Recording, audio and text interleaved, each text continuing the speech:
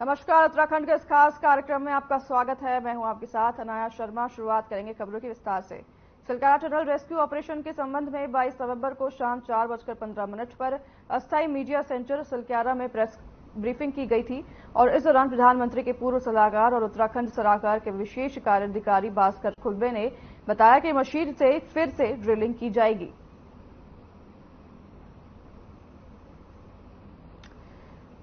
सिलक्यारा में कई दिनों से 41 मजदूर अंदर फंसे हुए हैं, जिनको लेकर रोजाना नई अपडेट आती है। अब एक और अपडेट सामने आई है जिसमें बताया जा रहा है कि जो ड्रिलिंग मशीन है उसका इस्तेमाल करके अब और गहराई तक अंदर जाया जाएगा। हालांकि अभी तक मजदूर जो है अंदर फंसे हुए हैं। जानकारी के मुताबिक जो कार्यशैली है मजदूरों को बाहर निकालने की, उसमें जो है तेजी आई है। मशीन से ड्रिलिंग की जा रही है। ड्रिलिंग के जरिए अब मजदूरों को बाहर निकाला जाएगा। और स्टील और क्या नाम है 3 इंची का पाइप था, इसलिए पाइप को होल्ड कर लिया था और उसको हम लोगों ने काटा है, काट के क्लियर किया है। बस अब जाने दो। ऑक्सीजन की काफी कमी थी, मैं काफी परेशान हूँ। 3 घंटे अंदर रहा मैं, 3 घंटे कंटिन्यू। हाँ 3 घंटे लगे मेरे को, 3 घंटा। अभी कर रहे हैं, ओवर लगा रहे हैं हम लोग। को ये बताते हुए बेहद खुशी है कि पिछले 1 घंटे में हम जो काम कर रहे थे उससे हम एक और 6 मीटर की लेंथ इस ऑगर ड्रिल से पुश कर चुके हैं और मुझे पूरी आशा है कि आने वाले 2 घंटे में जब हम अगली फेज के लिए प्रिपेयर कर रहे होंगे, हम तैयार होंगे कि हम और सुगमता के साथ और सफलता के साथ आगे वाला जो बचा हुआ काम है उसको पूरा कर लें।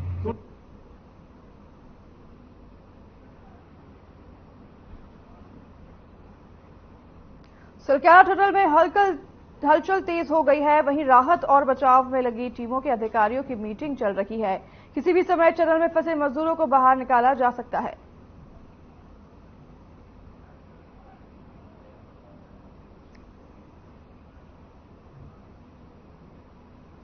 सिलक्यारा टनल में रेस्क्यू कार्य जो है तेजी से चल रहा है। अपडेट के मुताबिक किसी भी वक्त मजदूरों को बाहर निकाला जा सकता है।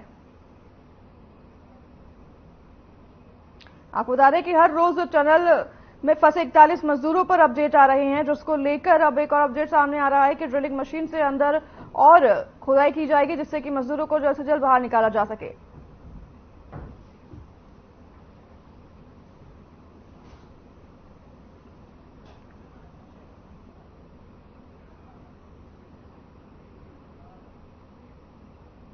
उत्तरकाशी टनल हादसे में जारी रेस्क्यू ऑपरेशन अब अपने आखिरी पड़ाव पर है। देश विदेश से आई मशीनों के जरिए अब बचाव दल 41 मजदूरों को निकालने के बहुत करीब पहुंच गया है। उम्मीद है कि गुरुवार को सभी मजदूर सही सलामत बाहर आ जाएंगे। इस रेस्क्यू ऑपरेशन पर मुख्यमंत्री पुष्कर सिंह धामी से लेकर प्रधानमंत्री नरेंद्र मोदी तक की नजर बनी हुई है। वहीं सीएम धामी देहरादून से उत्तरकाशी के लिए रवाना हो गए हैं। रात में मुख्यमंत्री उत्तरकाशी यमुनोत्री मार्ग पर स्थित सिलक्यारा टनल में चल रहे राहत और बचाव कार्य का जायजा लेंगे।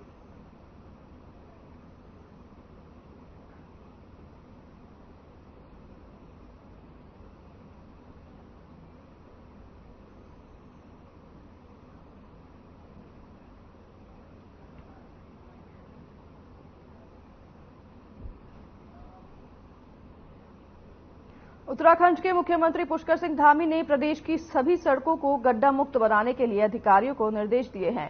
मुख्यमंत्री पुष्कर सिंह धामी ने कहा कि 30 नवंबर तक प्रदेश की सभी सड़क गड्ढा मुक्त कर दी जाएगी। इसको लेकर उत्तराखंड बीजेपी के प्रदेश अध्यक्ष महेंद्र भट्ट ने कहा कि यह मुख्यमंत्री का काफी सराहनीय निर्णय है। उन्होंने आगे यह भी कहा कि अब बरसात का मौसम समाप्त हो चुका है और मौसम इस समय उपयुक्त है और ऐसे में सड़कों की दुरुस्त किया जाना जरूरी है। उन्होंने दिसंबर माह में होने वाले इन्वेस्टर समिट को लेकर कहा कि देश विदेश से लोग यहां पर आने वाले हैं, ऐसे में सड़क दुरुस्त रहे तो यह काफी अच्छी बात है।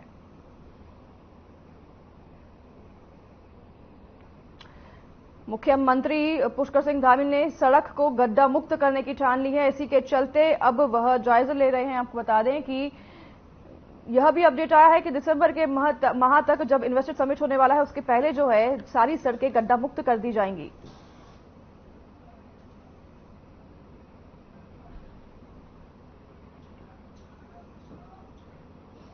मुख्यमंत्री पुष्कर सिंह धामी ने प्रदेश की सड़कों को गड्ढा मुक्त करने के लिए पीडब्ल्यूडी के अधिकारियों को निर्देश दिया है।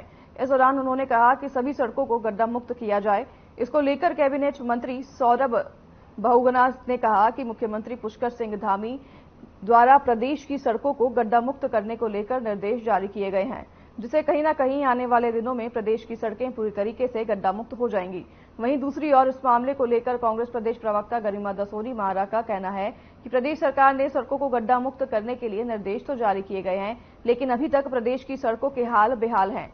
स्मार्ट सिटी के कार्यों से लोगों को दिक्कतों का सामना करना पड़ता है। इसके साथ उन्होंने कहा कि मुख्यमंत्री पुष्कर सिंह धामी द्वारा एक एप्लीकेशन भी लॉन्च की गई है, लेकिन उसे मुहिम का प्रदेश की जनता को फायदा नहीं मिल रहा। ऐसे में सरकार द्वारा किए जा रहे दावों की पोल खुल चुकी है।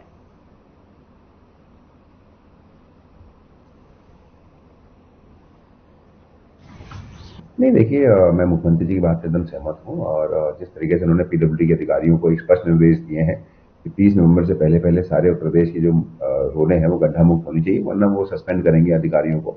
और होना भी चाहिए, क्योंकि सरकार के रूप में हमारा सबका फर्ज यही है कि जो हमारी पब्लिक है उसको कहीं ना कहीं सुविधा पहुंचाई जाए, रोडों का नेटवर्क अच्छा हो। एक्सीडेंट्स होने का डर होता है जब गड्ढे होते हैं, लोगों को चोट लगने का डर होता है, और जो अधिकारी अपनी जिम्मेदारी को नहीं समझ रहा है और काम नहीं कर रहा है उसके खिलाफ एक्शन होना चाहिए। उस ऐप से अच्छी खासी किरकरी कराई पुष्कर सिंह धामी जी ने।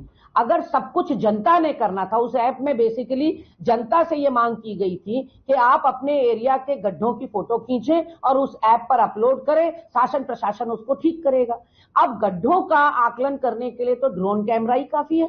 आप पूरे क्षेत्र में ड्रोन कैमरा घुमा दीजिए, वही आपको बता देगा कहां कहां गड्ढे हैं। तो जब टेक्नोलॉजिकल एडवांसमेंट इतना ज्यादा हो चुका है, ऐसे में आप जनता से कह रहे हैं कि गड्ढे बताइए हमको, तो आपकी जो मोटी तनख्वाह पीडब्ल्यूडी विभाग में अधिकारी और मंत्री ले रहे हैं वो क्या करेंगे?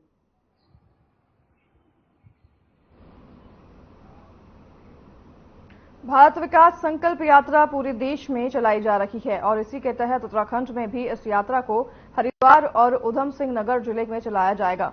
उत्तराखंड बीजेपी के प्रदेश अध्यक्ष महेंद्र भट्ट ने कहा कि ये एक सरकारी कार्यक्रम है और बीजेपी सरकार का एक महत्वपूर्ण सहयोगी अंग होने के चलते इसमें बड़े स्तर पर भाग ले रही है।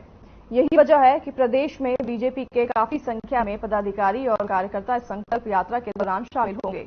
केंद्र सरकार और राज्य सरकार की तमाम योजनाओं को जनता तक पहुंचाने का काम किया जाएगा और आम जनता के हित को लेकर सरकार ने जो निर्णय लिए हैं उन सभी से लोगों को अवगत कराया जाएगा।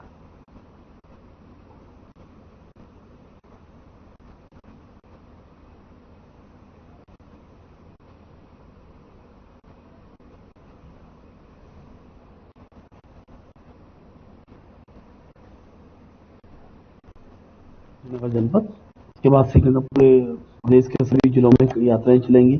ये सरकारी कार्यक्रम है, लेकिन क्योंकि भारतीय जनता पार्टी सरकार का एक अंग है, सहयोगी अंग है, तो हमने अपने कार्यकर्ताओं से कहा कि संकल्प यात्रा में पूरी तरह कार्यकर्ता जुटेंगे और अंतिम पायदान वाले व्यक्ति को सरकार द्वारा योजनाएं दी जाती है, जो योजनाएं तय हैं उन तक पहुंची है, पहुंचाने का क्या तरीका हो, इस सारे विषय पर भी सार्वजनिक चर्चाएं इसमें होंगी।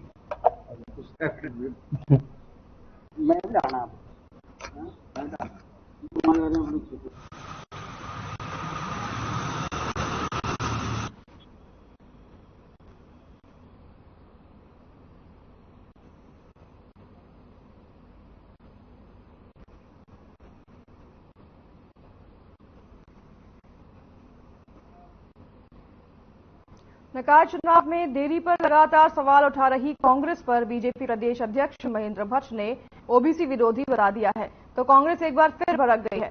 आपको बता दें कि हाल ही में बीजेपी प्रदेश अध्यक्ष का एक बयान सामने आया था, जिसमें उन्होंने कहा कि कांग्रेस नहीं चाहती कि ओबीसी को निकायों में अधिकार मिले। वहीं महेंद्र भट्ट के इस बयान पर कांग्रेस संगठन उपाध्यक्ष मथुरा दास जोशी ने पलटवार किया है। आपको बता दें कि मथुरा दत्त जोशी ने कहा कि ये बड़ी शर्म की बात है कि भाजपा के प्रदेश अध्यक्ष अपनी पद की गरिमा के खिलाफ बात करते हैं। उन्होंने सवाल किया कि 8 साल से भाजपा सत्ता में है तो क्यों इतने वर्षों में ओबीसी की जनगणना, परिसीमन और रिजर्वेशन का काम नहीं किया गया है।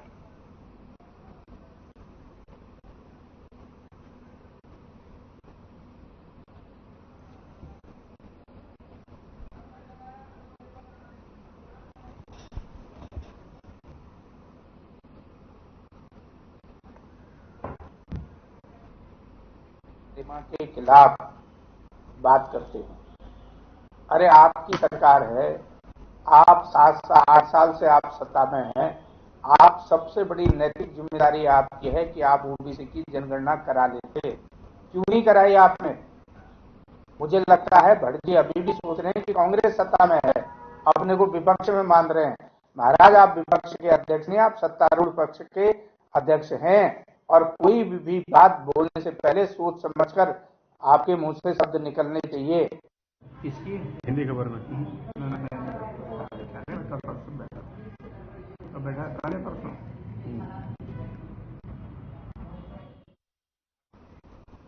जसपुर में अन्नदाता कहे जाने वाला किसान आज बेहद परेशान नजर आ रहा है। किसान की रहनुमा कहे जाने वाले किसान समिति में खाद उपलब्ध न होने के चलते किसान को दर दर भटकना पड़ रहा है, जिसके चलते किसान को मार्केट में खुली प्राइवेट दुकानों से खाद खरीदकर अपनी फसल को देना पड़ रहा है। जिसमें एक मामला उस वक्त सामने आया कि जब ग्राम हाजिरो निवासी की किसान राजेंद्र सिंह ग्राम भगवंतपुर एमवी एग्रो एंटरप्राइजेस से कैच खरीदा, जिसे लेकर जाकर अपने खेत में डालते वक्त खाद में रेतीला व कंकड़ी महसूस हुई, जिस पर किसान ने खाद विक्रेता से आज की सही गुण बताना होना की बात कही। दुकानदार ने अन्नदाता किसान की एक भी नहीं सुनी, जिस पर किसान ने शिकायत भारतीय किसान यूनियन के ब्लॉक अध्यक्ष से की और जिस पर अमनप्रीत सिंह जसपुर तहसीलदार को सूचना दी, जिस पर तहसीलदार ने कार्रवाई करते हुए कानूनों को व एग्रीकल्चर विभाग को मौके पर भेजा है।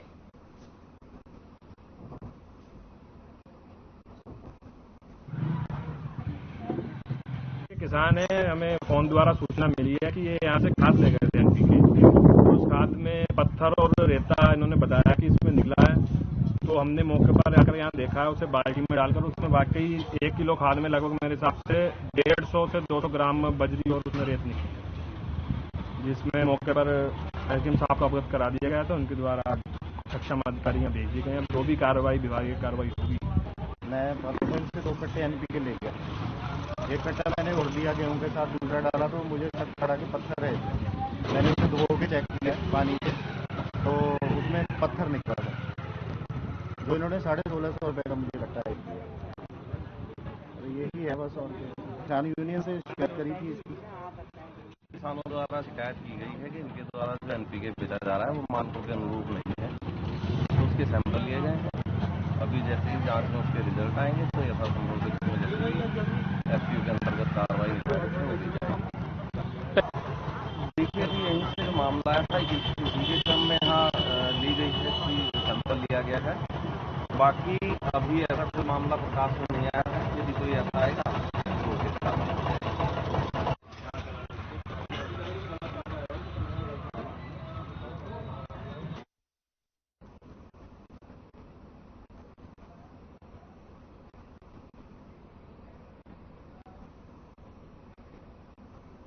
नई दिल्ली के प्रगति मैदान में भारत अंतर्राष्ट्रीय व्यापार मेले में उत्तराखंड दिवस समारोह पर नाट्यशाला और सांस्कृतिक संध्या का आयोजन किया गया, जिसमें कैबिनेट मंत्री सौरभ बहुगुणा ने दीप जलाकर इसका शुभारंभ किया। वहीं बहुगुणा ने कहा कि मुझे प्रसन्नता है कि देवभूमि वासियों ने अपने अनुभव से देश विदेश में राज्य का मान बढ़ाया है।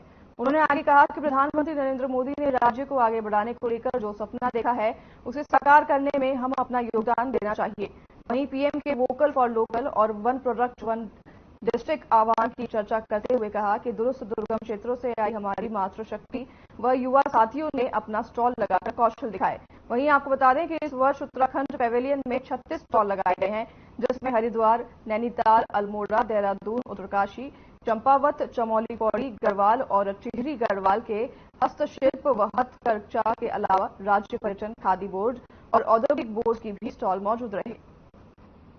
अच्छा रिस्पॉन्स रहा है। मुझको पहली बार इंडिया इंटरनेशनल ट्रेड फेयर में जाने का मौका मिला और वहाँ पे उत्तराखंड दिवस पे सांस्कृतिक प्रोग्राम था, उसका उद्घाटन करने का मौका मिला।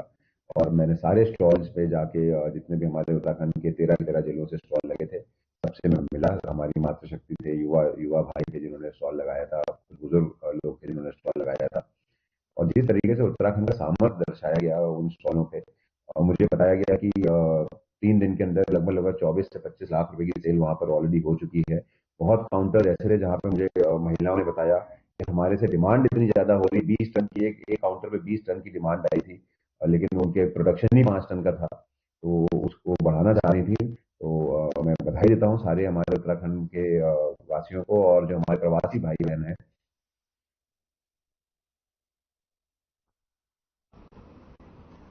उधम सिंह नगर के जसपुर में खाटू श्याम बाबा के जन्मोत्सव से पूर्व पर श्याम बाबा के भक्तों द्वारा नगर के सुभाष चंद्र चौक से बाबा श्याम की निशान यात्रा का शुभारंभ किया गया है। बैंड बाजे, ढोल नगाड़ों, डीजे के साथ बड़ी ही शान शौकत से हजारों भक्तों ने नगर के कोतवाली रोड, मेन बाजार, ठाकुर मंदिर से होते हुए मोहल्ला चौहान रामलीला मैदान, सब्जी मंडी पहुंचा, जहां श्री श्याम बाबा का जन्मोत्सव विशाल कीर्तन के साथ अन्य कलाकारों द्वारा शुभारंभ किया गया। वहीं भक्त मंडली ने मीडिया से रूबरू होते हुए बताया कि बाबा श्री श्याम के जन्मोत्सव के बाद भोग की भी व्यवस्था की गई है।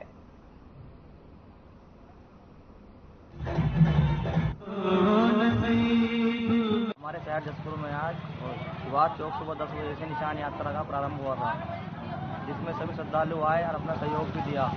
निशान यात्रा निकलती हुई जैन मेडिकल और ठाकुर मंदिर चौक, गांधी पार्क से होती हुई चौहान मोहल्ला होती हुई अपने रामलीला मैदान जसपुर में पहुंची। और तक में श्याम बाबा का संकीर्तन जन्मोत्सव के उपलक्ष्य में मनाया जाएगा शाम 6 बजे से, और सभी लोगों का भोजन की व्यवस्था भी की गई है। सभी श्याम प्रेमी बाबा का आशीर्वाद प्राप्त करें कल आकर।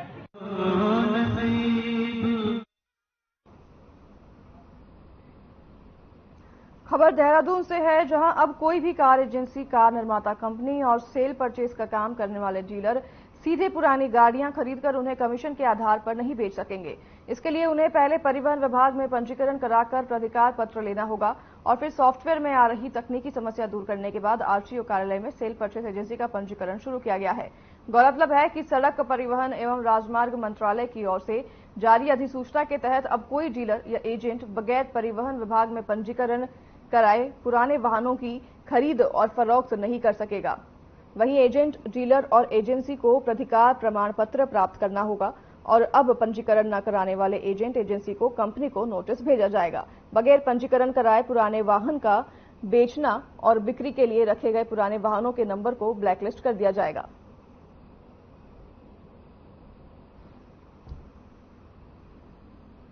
काफी ज्यादा ऐसा है कि सेंट्रल गवर्नमेंट के द्वारा 1 अप्रैल 2023 से ये कंपलसरी कर दिया गया है कि जितने भी डीलर्स हैं जो पुरानी गाड़ियों में खरीद फरोख्त का काम करते हैं, उनको अपने नज़दीकी आरटीओ ऑफिस में रजिस्ट्रेशन कराना कंपलसरी कर दिया गया है। यह पूरी प्रक्रिया ऑनलाइन है। इसके माध्यम से ये सुनिश्चित किया जाएगा कि जो भी डीलर्स हैं वह गाड़ियां जब अपने पोजीशन में रखें तो जिम्मेदारी से रखें, उन गाड़ियों का दुरुपयोग ना हो।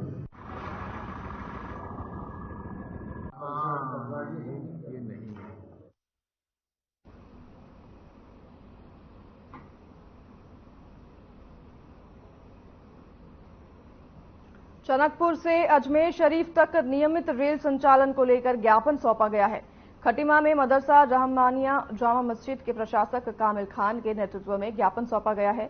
वहीं इस मामले में खटीमा रेल स्टेशन अधीक्षक भजन सिंह ने बताया कि पूजा एक्सप्रेस ट्रेन को अजमेर शरीफ तक चलाए जाने की मांग को लेकर एक ज्ञापन प्राप्त हुआ है, जिसको उचित माध्यम से उच्च स्तर पर प्रेषित कर दिया जाएगा।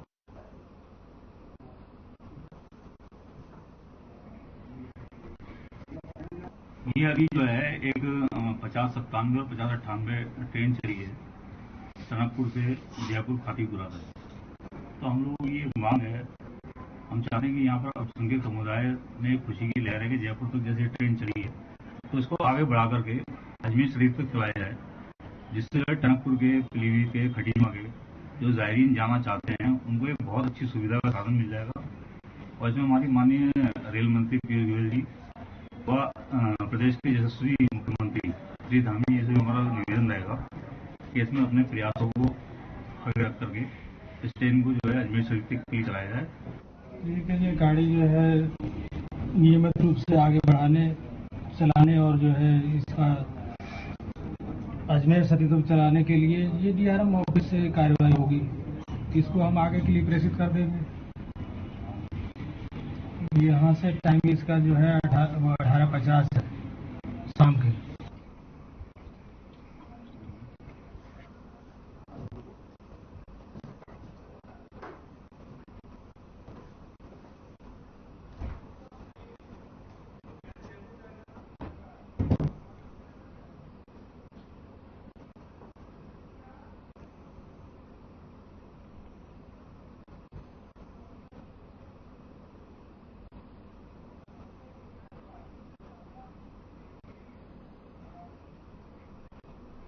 हल्द्वानी के मुखानी थाना क्षेत्र में हुई एलएलबी के छात्र पार्थ के हत्याकांड का पुलिस ने खुलासा किया है।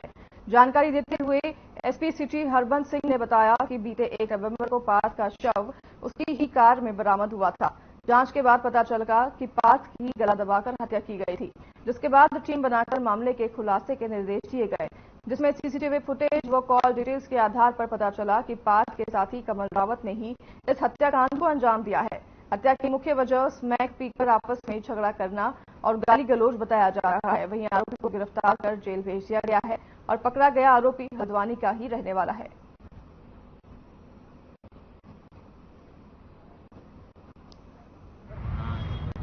पार्थ सिंह सावंत की हत्या की गई थी और इसकी डेड बॉडी वृंदावन विहार की पार्किंग में गाड़ी में मिली थी, जहां से इसका पंचायत, फिर उसके बाद उसके परिजन उसको एसटीएच लेके गए थे। एसटीएच में वहां पर उसका पंचायतनामा किया गया, पोस्टमार्टम की कार्रवाई की गई। पोस्टमार्टम की रिपोर्ट के आधार पर यह पता लगा कि इसकी गला दबाने से इसकी हत्या की गई है। तो सीसीटीवी फुटेज के आधार पर और बाकी चीजों के आधार पर जब ये आइडेंटिफाई हुआ कि जब इस गाड़ी में 3 लोग थे, एक जो मृतक पार्थ सिंह सावंत था, जो अभियुक्त है जिसने मर्डर किया है कमल सिंह रावत था, वो हुआ। रुद्रपुर के धर्मपुर गांव में द्वारिका इंक्लेव में आबकारी विभाग की टीम ने छापा मारकर अवैध शराब बनाने की फैक्ट्री का खुलासा किया है। साथ ही टीम ने आरोपियों के घर पर भी छापेमारी की है। छापेमारी करते हुए पुलिस को भारी मात्रा में गुलाब ब्रांड की शराब और खाली बोतलें, ढक्कन और रैपर भी बरामद किए हैं। हालांकि आरोपी मौके से फरार है, जिसकी तलाश में पुलिस जुट गई है।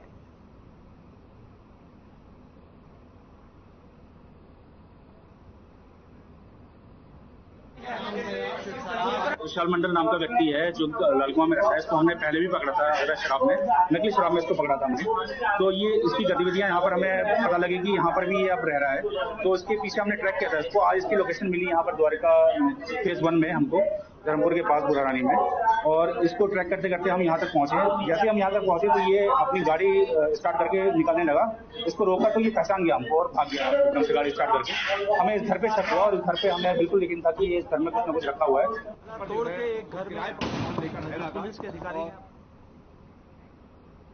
सितारगंज क्षेत्र के ग्राम चोमेला में अपनी बेटी के साथ शौच करने गई महिला के साथ उसके ही सगे देवर ने मारपीट शुरू कर दी। वहीं महिला के पति की ओर से विरोध करने पर देवर ने उसके पति पर हमला कर उसका हाथ तोड़ दिया। जानकारी के मुताबिक घायल को सामुदायिक स्वास्थ्य केंद्र लाया गया, जहां डॉक्टरों ने प्राथमिक उपचार के बाद घायल को हायर सेंटर रेफर कर दिया है। वहीं महिला का कहना है कि देवर ने उसकी बेटी और उसके साथ मारपीट की है और उसका विरोध करने पर उसके पति ने उसके साथ भी मारपीट की और जिससे उसके पति का हाथ टूट गया और उसे भी गंभीर चोटें आई हैं।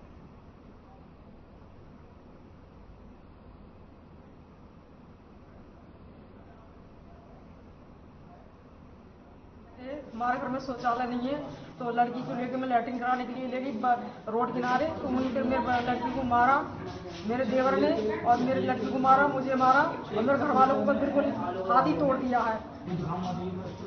प्रधान जी से नहीं आ रही योजना, अभी नहीं आ रही, पता नहीं कब आएगी योजना। प्रधान जी से मैंने मांगा, मैंने कहा प्रधान जी मैं भी बना दो, हमें भी बना दो, कह रहे आ ही नहीं रहा। घर बनवा के लिए हमें नहीं दिया, जिससे लोगों को जिसका बना हुआ उनको पैसे दिया।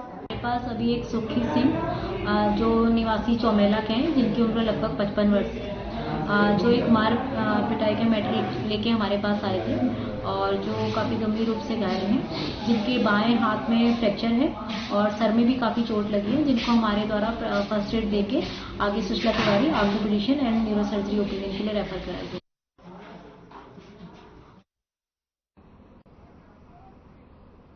फिलहाल इस कार्यक्रम में हमारे साथ बस इतना ही। मैं नाया शर्मा अब आपसे लूंगी विदा, मुझे दीजिए इजाजत, नमस्कार।